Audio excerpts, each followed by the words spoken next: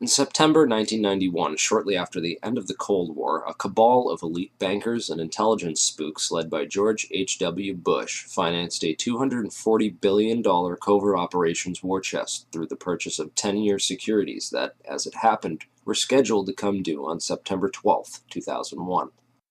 Project Hammer was undoubtedly used for a wide variety of illicit intelligence operations, but mainly it was used to finance a covert economic operation against the collapsing Soviet Union, whereby unknown Western investors bought up much of the Soviet industry with a focus on oil and gas, crashing the Russian economy, looting its central bank, orchestrating what became known as the Great Ruble Scam, and a wide variety of other clandestine, state-assisted operations designed to thoroughly prevent Russia from ever contesting the U.S. as a world superpower, while in the process lining the pockets of these economic hitmen who swooped in to devour the collapsing Russian economy after the fall of the Soviet Union.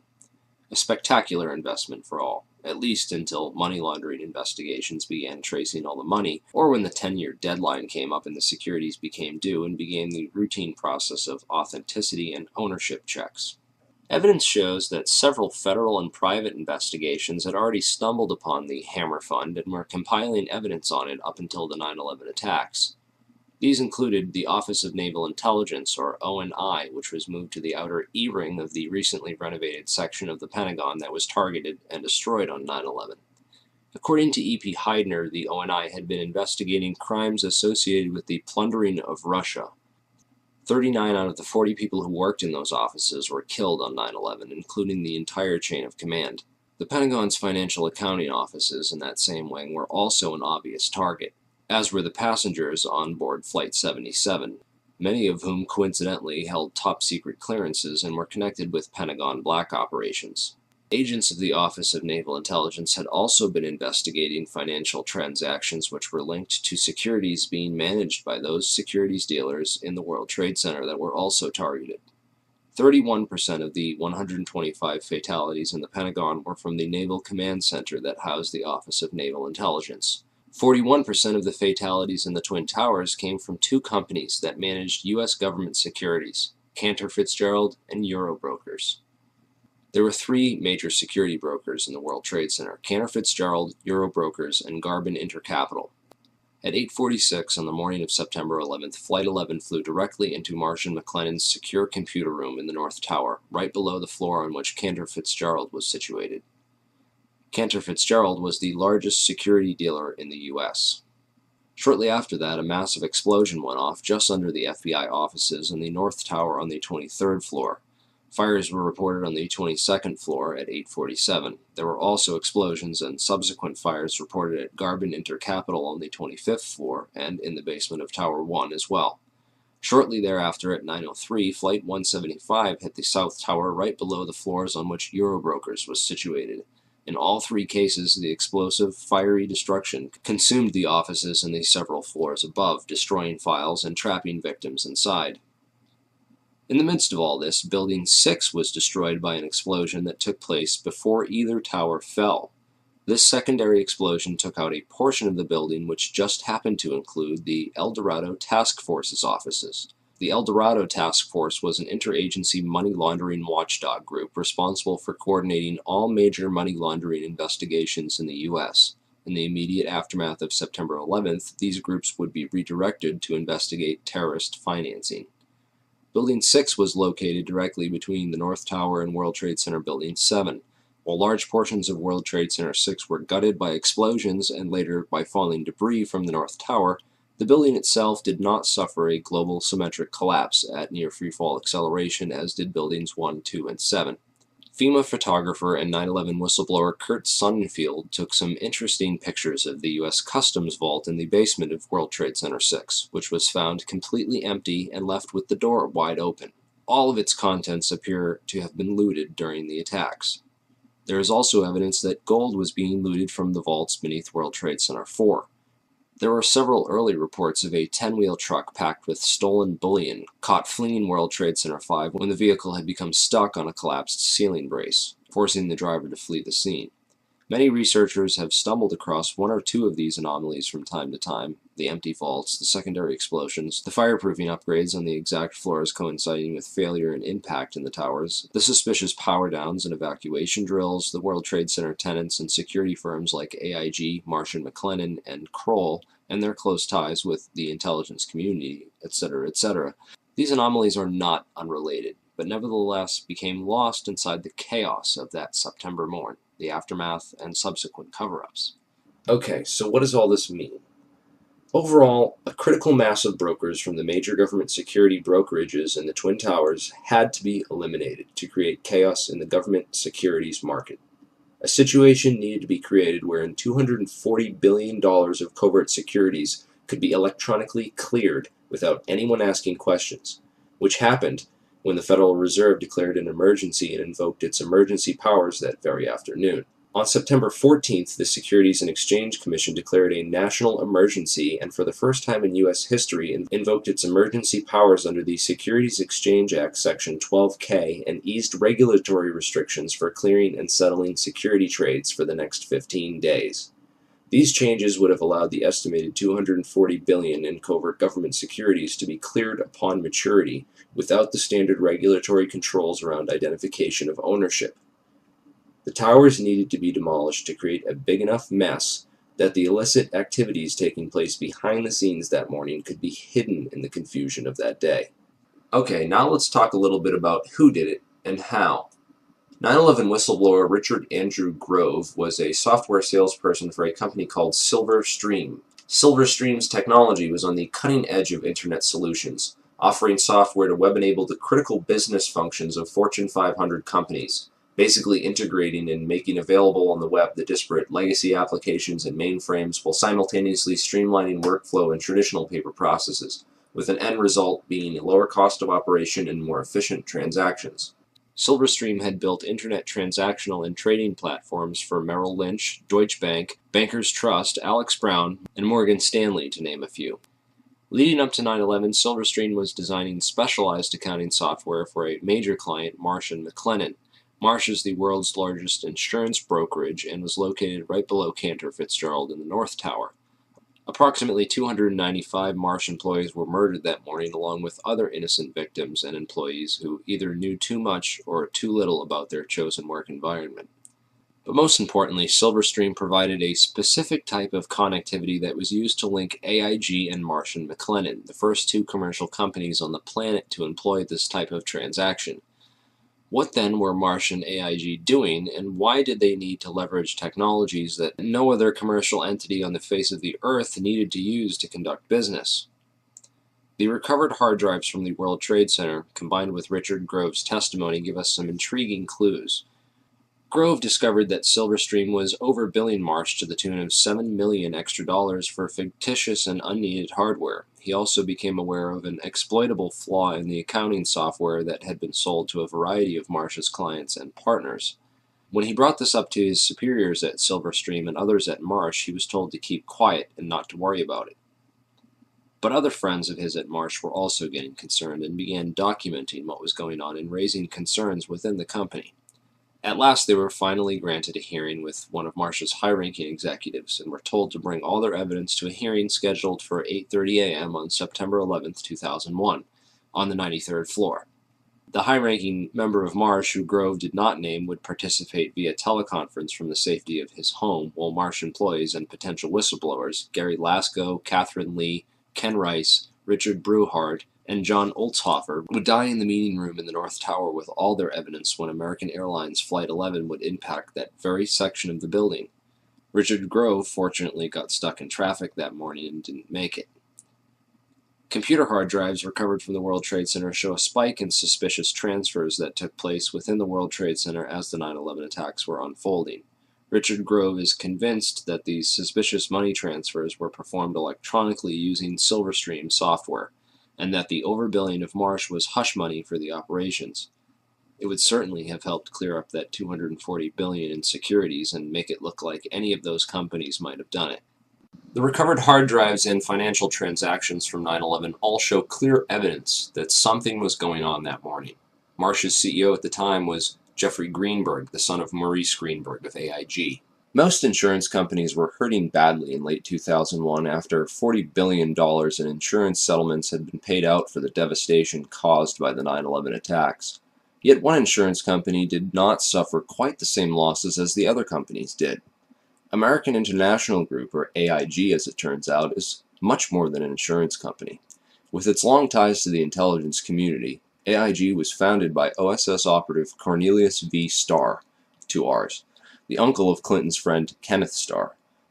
AIG currently operates a complex network of shell companies and other entities which operate internationally and have been used for clandestine intelligence gathering and other covert activities for decades. The company that ran security in the World Trade Center, Kroll Associates, was owned by AIG. The CEO of AIG on 9/11 was a guy named Morris Greenberg, who was actually nominated for the position of Director of Central Intelligence after he authored a report for the Council on Foreign Relations, of which he's a high-ranking member, where he advocated that FBI and Drug Enforcement Agency agents operating abroad should not be allowed to act independently of either the ambassador or the CIA, lest pursuit of evidence or individuals for prosecution cause major foreign policy problems or complicate ongoing intelligence and diplomatic activities. Of course, this type of policy is essentially a continuation of things like Executive Order 12333 and the CIA-assisted Contra cocaine trafficking that went on as an immediate result. These backdoor agreements open the floodgates for government drug money laundering and narco-trafficking. Former LAPD narcotics detective turned whistleblower Michael Rupert has written a series of excellent articles documenting AIG's involvement in drug money laundering, undoubtedly revealing yet another motive for the invasion of Afghanistan, a country which currently produces over 90% of the world's heroin supply. Drugs are arguably the most profitable commodity on the entire international market, and drug money was undoubtedly a motive behind the invasion of Afghanistan and consequently the 9/11 attacks. While companies like AIG launder the drug money for big banks, the actual drug production and trafficking can be traced back to the same Iran-Contra affiliates like Richard Armitage and Frank Carlucci. Unfortunately, that rabbit hole is a bit too deep and off-topic to get into here. I will mention that DynCorp was heavily involved, as well as Stewart Air Force Base in upstate New York, where the two flights out of Boston crossed paths simultaneously and shut off their transponders before making their way to the Twin Towers. Many researchers believe that the MENA operation was moved to Stewart Air Force Base after Barry Seal got whacked. Richard Armitage was the Deputy Secretary of State on 9/11, and according to whistleblower Michael Springman, he was the man responsible for granting visas to 15 out of 19 of the 9/11 hijackers, allowing them to enter the U.S. and pursue flight training. Frank Carlucci is the chairman of the Carlyle Group and was in Washington, D.C. on 9/11, having just met with George H.W. Bush and the brother of Osama bin Laden on Carlyle Group business. Frank Carlucci was also the chairman of BDM International, a company that served as a front for State Department black operations. Frank Carlucci's employees at BDM International left to take charge of Stratesec, the World Trade Center and airport security firm. Corporate Operating Officer Barry W. McDaniel, an ex-military expert in logistics and materials distribution, and CEO Wirt Dexter Walker III, who is a distant Bush cousin from the Herbert Walker line, with an extensive history of managing CIA front companies. Marvin Bush, the president's brother, was also a board member at Stratesec, although Stratesec maintained contracts for security upgrades which were set to expire on September 11, 2001. They were not the company officially charged with World Trade Center security. This role was assigned to a risk management firm called Kroll Associates. Kroll's chairman, Jerome Hauer, was a longtime personal friend of ex-FBI counterterrorism expert John O'Neill and was responsible for O'Neill's appointment as head of security for the World Trade Center just a few days prior to the 9/11 attacks. O'Neill is the world's leading expert on Osama bin Laden and al-Qaeda and was a potential 9/11 whistleblower with hard evidence of White House complicity in the protection and shielding of the 9/11 hijackers from all means of federal investigation. Al-Qaeda hijacking suspects were flagged by the Able Danger terrorist tracking program, which was also shut down by the White House. Able Danger whistleblower Anthony Schaefer claims the U.S. government destroyed over 6 terabytes of data related to Able Danger, which he also claims identified 9/11 ringleader Mohammed Atta as early as February of 2000. Those atop the chain of command in the White House, military, and intelligence establishment deliberately ignored all the warning signs of an impending attack. a clever strategy of plausible deniability which also served to portray those in charge as incompetent rather than complicit. In every major head throughout the chain of command on 9/11, from NORAD to the military, we see a repeated theme of complicity through negligence or incompetence. After 9/11, failure and incompetence was rewarded, and whistleblowers were silenced. Combined with the fact that 6 corporations control 90% of the media, and CIA operations like Mockingbird admit to taking over and subverting our US media, we can understand how such a big lie could have been kept from the American public for so long. But if you stop and take the time to do your research, you'll find all the evidence is there, hidden beneath a mountain of disinfo and lies. It's been 10 years since 9/11 happened, and we are left with hundreds, if not thousands, of unanswered questions about the 9/11 attacks. A transparently fraudulent 9/11 Commission report, which purposely failed to even mention the collapse of World Trade Center 7, and a host of ridiculous, so-called debunking websites, forums, and other literature, which have done absolutely nothing over the past 10 years to debunk anything other than cleverly selected strawman arguments, and have failed to stem the constant flow of new 9/11 information, which researchers have been uncovering and bringing out to the public. Instead, they continue to label truth seekers, including family members of people who died on 9/11, as conspiracy theorists, and devise clever propaganda designed to prevent the general public from looking any further into the evidence or the actual claims of the so-called conspiracy theorists. In this video, we will take a deeper look into the so-called investigations, which have provided us with the official story, and why they deserve a more thorough examination. The Bush administration stalled government investigations into 9/11 for over 400 days. A week after 9/11, letters containing anthrax spores were mailed to several news media offices and 2 senators who were perhaps a bit too vocal about opening an official investigation into 9/11. The anthrax used in the attacks was identified as an Ames strain, which means it had to have come from the U.S. Army Medical Research Institute of Infectious Diseases at Fort Detrick, Maryland. A member of that institute, Jerome Hauer, managed the National Institute of Health response to the anthrax attacks. Coincidentally, Hauer also warned the White House to start taking Cipro, an antibiotic which is effective against anthrax, a week before the attacks. Jerome Hauer also happened to be a managing director at Kroll Associates, which ran security at the World Trade Center up until the weekend before 9/11, when that role was personally handed off by Hauer to FBI agent John O'Neill, who would later die in the attacks, drawing strong suspicion that he was set up due to his knowledge of Al-Qaeda and the 9/11 hijackers, whom he was blocked from investigating while he was working at the FBI. In January 2002, President Bush personally asked Senate Majority Leader Tom Daschle to limit the congressional investigation into the events of September 11th. The Bush administration only formed the 9/11 Commission after being prodded by the victims' families, who lobbied Congress for over a year to open the investigations. When the Bush administration finally did open a 9/11 investigation, it was described by some members as set up to fail. The President has said only a minority of the Commission can see a minority of the documents, and then they have to clear what they're going to say to the rest of the Commission with the White House. If you're one of those 4 that gets to see these documents, would that change your opinion? No. They don't want any more eyeballs to see their documents than they can possibly get away with. It's a scam. It's absolutely disgusting. They even attempted to appoint Henry Kissinger, a known cover-up mastermind, as head commissioner. He resigned after victims' family members asked him sensitive questions about his connections to the bin Laden family and the Carlyle Group. Philip Zelikow wrote the conclusions for the report before the investigation ever began, and even then any areas which did not support the official story were neither mentioned nor investigated by the 9/11 Commission. 6 out of 10 members of that commission have discussed on record how the government lied about the official story, and 70% of the questions posed by the victims' families were never answered or officially investigated. It's important to look at what happened to the evidence from 9/11. The day of 9/11, most of the FBI was in Monterey, California on an agency retreat. Let's go to our State Department correspondent, Andrea Mitchell. Andrea, what can you tell us? Well, this from the FBI. The State Department has been evacuated. There was a meeting going on in the Operations Center. Other top officials were in the Situation Room at the White House. Colin Powell is in Bogota, Colombia, on a 2-day trip. But this very interesting information, Katie, Matt, and Tom, from the FBI, they had been operating a massive exercise from their hostage rescue unit all of their top teams, about 50 personnel, helicopters, equipment, were in Monterey, California for the last 2 days, scheduled to fly back today commercially.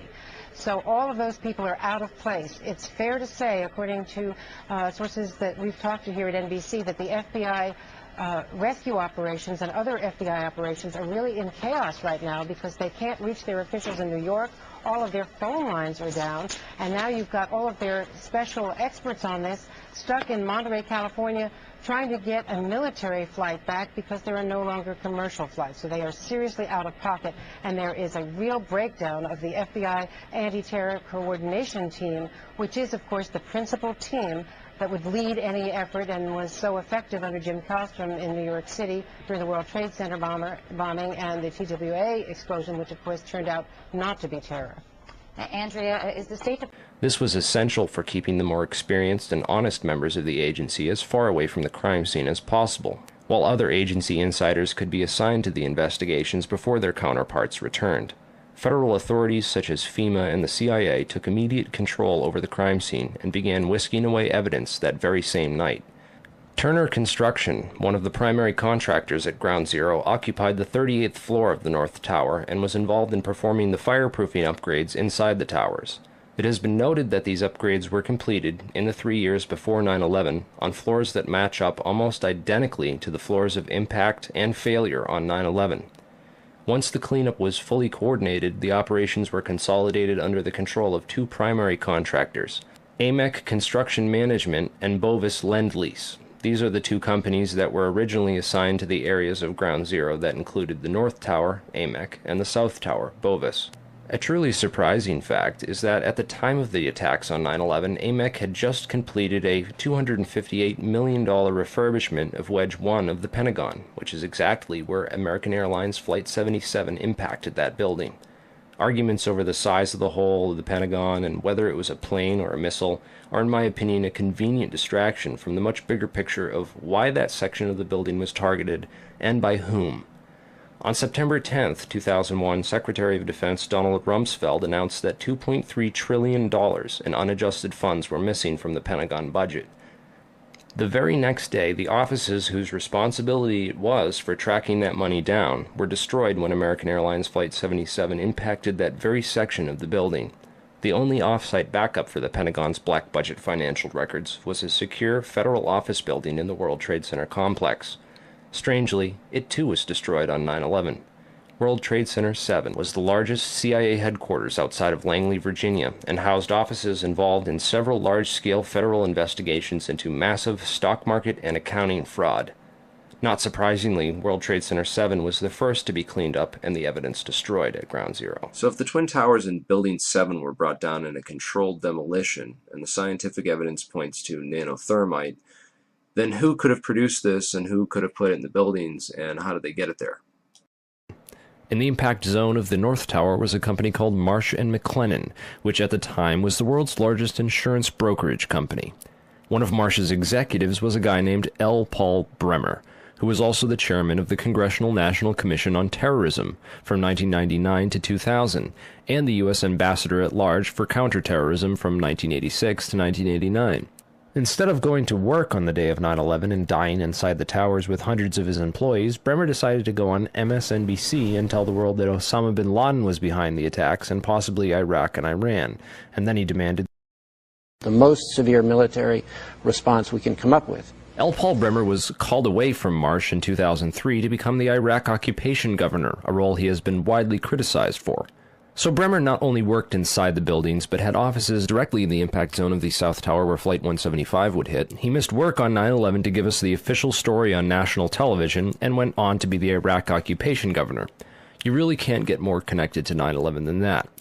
Oh wait, you can, sorry. I forgot to mention that Bremer was also the former manager for Kissinger Associates. He was a member of the board for Akzo Nobel, the parent of International Paint Company, which produced a fireproofing application for skyscrapers called Interchar. Bremer was also on the International Advisory Board for the Japanese mining and machinery company Komatsu, which at the time had been involved in a joint venture agreement with Dresser Industries, the oil services intelligence front where Prescott Bush Sr. and George H.W. Bush got their start with Neil Mallon. Anyway, the Komatsu Dresser mining division operated from 1988 to 1996 1997, and in July 1996 it patented a nanothermite demolition device that could, quote, demolish a concrete structure at high efficiency while preventing a secondary problem due to noise, flying chips and dust, and the like. As many of you know, residues of thermite, a highly energetic chemical mixture, have been confirmed in samples of World Trade Center dust, and the use of thermite at the World Trade Center was also revealed by environmental data. See the description for more links and sources. Scientific Applications International Corporation, a defense contractor with expertise in thermite-related technologies, played a large part in the NIST World Trade Center investigation. A few other names and companies inside the Twin Towers also worthy of further investigation include Craig Stapleton, who is married to Bush's cousin Dorothy Walker Bush. Stapleton was the president of Marsh Real Estate Advisors from 1982 to 2001. He was a member of the board of directors for Cendant, that was charged with massive accounting fraud in 1998, and went on to join Winston Partners, a privately owned investment firm founded in 1993 and led by George W. Bush's brother Marvin. Other very powerful and well-connected people worked in senior management at Marsh. These included Stephen Friedman, a senior principal at Marsh Capital and former partner at Goldman Sachs, who later became George W. Bush's top economic advisor. Friedman was also a member of the Brookings Institution, the Bilderberg Group, the Foreign Intelligence Advisory Board, and the board at In-Q-Tel, the investment firm founded by the CIA in 1998. In-Q-Tel invests in state-of-the-art technologies related to defense and intelligence work, including nano and chemical technologies, according to its website. In another interesting coincidence, Friedman belonged through Cornell University to a secret society called Quill and Dagger, the membership of which includes Paul Wolfowitz, Sandy Berger, and Stephen Hadley. Wolfowitz, the neocon Deputy Secretary of Defense in the Bush administration, was the author in 1992 of the Wolfowitz Doctrine of preemptive warfare. He also made comments about a surprise-like Pearl Harbor months before 9/11 and met with Pakistani ISI General Mahmoud Ahmed in the week before 9/11. Berger, the national security advisor to President Clinton, was later caught stealing documents from the 9/11 Commission investigation. Berger was also the boss of White House counterterrorism czar Richard Clarke, and together with Hadley, who was Condoleezza Rice's deputy, was responsible for delaying or obstructing Clarke's plans to stop al-Qaeda in January of 2001. Jeffrey Greenberg resigned from Marsh & McLennan after being accused of serious financial crimes. The first plane of 9/11 flew directly into his company's secure computer room in the North Tower. Jeffrey Greenberg is a member of the Brookings Institution and the Trilateral Commission. Jeffrey Greenberg rose quickly through management at Marsh, having come there directly from AIG in 1995, and then becoming CEO just 4 years later. At Brookings, Greenberg hobnobbed with Lee Hamilton, co-chair of the 9/11 Commission. There's also Jim Pierce, another Bush cousin, who was managing director of Aon Corporation, who, according to the NIST report, modified unknown sections of Floor 83 in the South Tower in 1997. Jim Pierce had arranged a meeting on the 105th floor of the South Tower for that morning. Pierce survived that day, despite the fact that 12 people came to the meeting in the South Tower and 11 of them died. The location of the meeting had been changed the night before to the Millennium Hotel, where Pierce watched the South Tower as it was hit by the aircraft. Apparently, the meeting attendees were not all notified of the change in location. Another interesting character is Joseph Kasputis, of Baseline Financial Service, which occupied the impact zone of the South Tower on floors 77 and 78, where United Airlines 175 impacted. Kasputis has a history of being well connected to the highest levels of government, as well as to the defense and intelligence industries. Kasputis worked from 1972 to 1977 for the U.S. Department of Commerce and Defense. He was also the deputy director of Nixon's White House task force that dealt with the Arab oil embargo of 1973, and was instrumental in the creation of the Department of Energy. Kasputis went on to run a large corporation called Primark that had offices in both towers on 9/11. One of the subsidiaries of Primark, the Analytical Sciences Corporation, TASC, worked with so-called black or top-secret programs. TASC also worked closely with the National Institute of Standards and Technology. Kasputis was also a member of the Logistics Management Institute, LMI, whose members included Paul Kaminsky of In-Q-Tel and General Dynamics, Charles DiBona of Halliburton, Skull and Bones member Joseph Samuel Nye, and Michael Daniels of Scientific Applications International Corporation. LMI's self-proclaimed role is advancing the science of government. Casputi's connections to the DOE from 1977 through at least 1997 are interesting, considering that the DOE was developing thermite ignition devices as early as 1983. Joseph Casputes went on to become the CEO of Baseline Financial Services, which was directly in the impact zone on the 78th floor of the South Tower. According to NIST, Casputes Baseline Financial modified the southeast corner of Floor 78 in 1999, exactly where the aircraft hit on 9/11. Floors 77 and 78 were upgraded for fireproofing in June and April of 1998, respectively.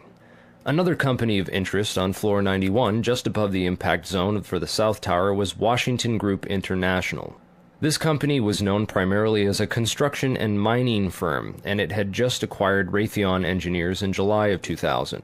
In 1996, Washington took over Morrison Knudsen, an engineering and construction firm that had a history of working on large-scale projects around the world, including in China, Iran, Afghanistan, and Saudi Arabia. The Army Corps of Engineers hired Morrison Knudsen to demolish over 200 buildings in 1995. One of the DOE facilities for which Washington was responsible well before 9/11 was the Savannah River site near Aiken, South Carolina. In February of 1997, Lawrence Livermore National Labs and the Savannah River site signed an agreement of cooperation to share technology. Savannah went on to add developing sol gel technology for fuels and other applications to its portfolio. Sol gel technology is utilized by Lawrence Livermore National Laboratories for making nanothermites. In another coincidence, Savannah River Technology staff participated in the search and rescue operations at Ground Zero by providing unique tools. Just before 9/11, Washington was going through a tough time financially and sought Chapter 11 bankruptcy protection. Securities and Exchange Commission documents show that Washington made court-ordered pre-petition payments as part of these proceedings to a number of companies, including Komatsu. Washington also made payments to Greenhorn and Omara, whose employee, Teresa McAllister, was a lead author of the FEMA and NIST reports on the World Trade Center disaster, and to Sumitomo Bank, which was closely allied with Komatsu. Building 7 was a 47-story federal office building in the World Trade Center site, which collapsed at 5:20 p.m. on the afternoon of 9/11. This building was home to the CIA, in fact, the largest CIA headquarters outside of Langley, Virginia. It also housed offices for the Secret Service and the Securities and Exchange Commission. One of the most interesting tenants, however, was then Mayor Giuliani's Office of Emergency Management and its Emergency Command Center on the 23rd floor. This floor received $15 million worth of renovations, including independent and secure air and water supplies, and bullet and bomb-resistant windows designed to withstand 200-mile-per-hour winds. Mayor Giuliani was a former U.S. prosecutor for the South District of New York from 1983 to 1989, who was in charge of investigating the terrorist financing Bank of Credit and Commerce International. After he left his job as a prosecutor to start a political career, he worked for a law firm called White & Case that actually represented BCCI. So he went from prosecuting the BCCI to working for a law firm which defended the BCCI. This was likely his foot in the door of this underground corporate criminal network. Giuliani would later help to destroy all the crime scene evidence from Ground Zero. Giuliani's sidekick on 9/11 was Police Commissioner Bernard Kerik, who appeared to be coaching some of Rudy's actions that day, keeping him away from the media and even answering questions for him about explosives in the buildings. In fact, Bernard Kerik gave us the first official government pronouncement that no explosives were involved in the destruction of the World Trade Center buildings.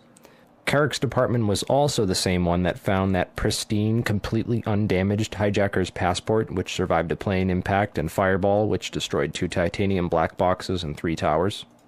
Yeah, Kerik would later receive a nomination from President Bush to become Director of Homeland Security, which he declined for personal and political reasons, and instead took a job training the Iraqi police force in Iraq alongside L. Paul Bremer. Both men are credited for turning Iraq into the unwinnable quagmire it is today. In February of 2010, Kerik was sentenced to 4 years in federal prison for conspiracy and fraud charges, unrelated to the crimes of 9/11, unfortunately, but it still goes to show you what kind of person he is. Definitely the kind of person you'd want inside the New York City police force during a staged event like 9/11. And lastly, we have the Pentagon. It's certainly peculiar, to say the least, that al-Qaeda terrorists hell-bent on destroying the USA would not crash their plane into the north wing of the Pentagon, where all the most important offices were, like Donald Rumsfeld, John Ashcroft, etc., and that they would instead choose to target the one section of the Pentagon that had most recently been refurbished to withstand missile impacts. It's also interesting to note that the company which completed the $258 million refurbishment to Wedge 1 of the Pentagon was also hired as a contractor to clean up Ground Zero in New York City. Wedge 1 also coincidentally housed the Pentagon's Budget Analyst Office, where DoD staffers were working on the mystery of the $2.3 trillion that was reported missing by Defense Secretary Donald Rumsfeld in a press conference the day before 9/11. The Pentagon's comptroller in charge of that money at the time was an interesting fellow named Dov Zakheim, a member of the Council on Foreign Relations, the International Institute for Strategic Studies, and a contributor to the neocon think tank Project for the New American Century. Zakheim helped write the PNAC document Rebuilding America's Defenses, in which he is credited for the line which states, "Further, the process of transformation, even if it brings revolutionary change, is likely to be a long one, absent some catastrophic and catalyzing event, like a new Pearl Harbor." Several members of the Bush administration, including President Bush himself, would later refer to 9/11 as a new Pearl Harbor. A respected and established voice in the intelligence community, his views were eagerly accepted. And Dov went from his position at Systems Planning Corporation to become the comptroller of the Pentagon in May of 2001. Perhaps not so coincidentally, it was an SPC subsidiary, Tridata Corporation, that oversaw the investigation after the terrorist attacks on the World Trade Center in 1993. SPC, according to their official website, specializes in many areas of defense technology production and manufacture, including a system developed by their radar physics group called the Flight Termination System, or FTS. This is a system used to destroy target drones, craft that would be fired on by test aircraft or weaponry, in the event of malfunctions or misses. This highly sophisticated wargame technology allows the control of several drones from a remote location on varying frequencies and has a range of several hundred miles. This technology can be used on many different types of aircraft, including large passenger jets. According to the SPC website, a recent customer at that time was Eglin Air Force Base, located in Florida. Eglin is very near another Air Force base in Florida, MacDill Air Force Base, where Dov Zakheim contracted to send at least 32 Boeing 767 aircraft as part of the Boeing Pentagon Tanker Lease Agreement. As the events of September 11, 2001 occurred, little was mentioned about these strange coincidences and the proximity of Dov Zakheim and his group. Since there was little physical evidence remaining after the events, investigators were only left with photographic and anecdotal evidence. This is a photograph of the Flight Termination System module from their site. Note it has a cylindrical shape and is consistent with the size and shape of the object observed under the fuselage of Flight 175. The Boeing lease deal involved the replacement of the aging KC-135 tanker fleet with these smaller, more efficient Boeing 767s, which were to be leased by Dov Zakheim's group. The planes were to be refitted with refueling equipment, including lines and nozzle assemblies. In this enlargement of Flight 175, we can clearly see a cylindrical object under the fuselage and a structure that appears to be attached to the right underside of the rear fuselage section.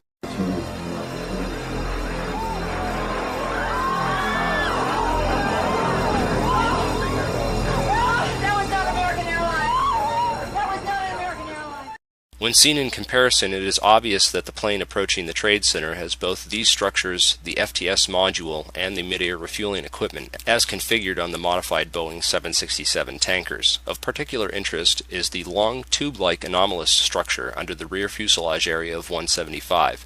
This structure runs along the right rear bottom of the plane. The equipment attached to the underside of the plane which hit the World Trade Center is identical in every single way to the Boeing 767s issued by Dov Zakheim. Whoa, whoa, whoa. Bring it back. The video you're watching now came from Loose Change First Edition. Did you catch that? It appears to show the FTS pod self-destructing just before impact.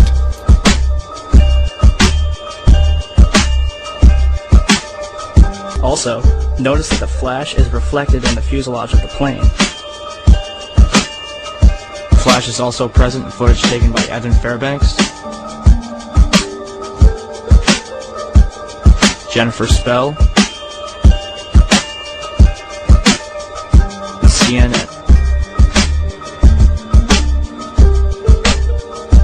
Al-Qaeda certainly couldn't have this equipment at Logan International Airport. And even if they did, the flight crew would have noticed it. So where did this plane come from? Another interesting piece of 9/11 evidence is the last 12 seconds of UA-175. Since every amateur videographer in New York City had their cameras pointed up at the burning Tower 1, the second plane strike was filmed from nearly every conceivable angle.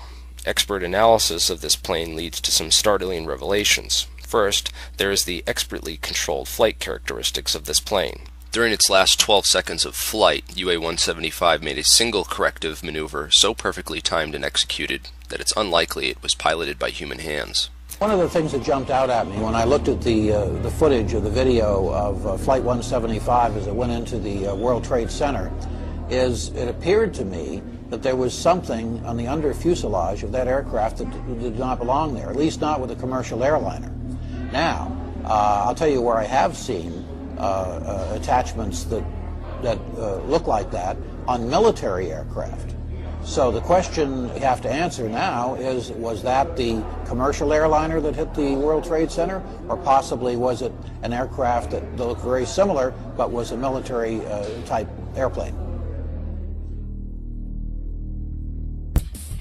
All the recorded sources, all the different photographic evidence that was produced by CNN and ABC, they all show this pod. It's there. You can see it with your own eyes. And in my professional opinion, that there was a pod attached to the bottom of that aircraft, and therefore it was not United Airlines Flight 175. If you take a careful look at the flight paths of American Airlines 11 and UA-175, the two flights that took off from Boston's Logan Airport and crashed into the Twin Towers, you'll find a major clue. Not only did both these planes cross paths directly over Stewart Air Force Base, but they did so at the exact same time. Another odd synchronicity is Flight 93, which had been sitting on the tarmac delayed at the airport for nearly 40 minutes with no explanation. Originally scheduled to take off at 8:01 a.m., it was delayed until the moment that Flight AA-11 crashed into the North Tower at 8:43 a.m. Another interesting piece of evidence that ties Stewart Air Force Base to the center of this 9/11 conspiracy is the white mystery planes spotted over Washington and the Pentagon. Through careful investigation, we've been able to map out the flight paths of these two ominous aircraft, which have been identified as E-4Bs, a type of aircraft that the military uses as mobile command posts. What concerns me is that both of these aircraft took off from and landed at Stewart Air Force Base. Another interesting coincidence I found was that Flight 93 turned around directly over Hopkins Airport, and Flight 77 turned around directly over Tri-State Airport. Webster Tarpley has done some of the most thorough research into the wargame exercises that were taking place on the day of 9/11. But this white mystery plane, the Doomsday plane, what was it doing over the Pentagon and the White House on 9/11? Who was flying in that plane? What were they doing? Being the comptroller for the Pentagon and the chief financial officer, you have to kind of wonder what Dov Zakheim was doing on 9/11. And what his connections were to the $2.3 trillion that were missing from the Pentagon the day before 9/11. If anything, the individuals and organizations outlined in this video are at least as suspicious as the 19 hijackers themselves. They have nothing on us. I don't shoot. Book 'em, Dano.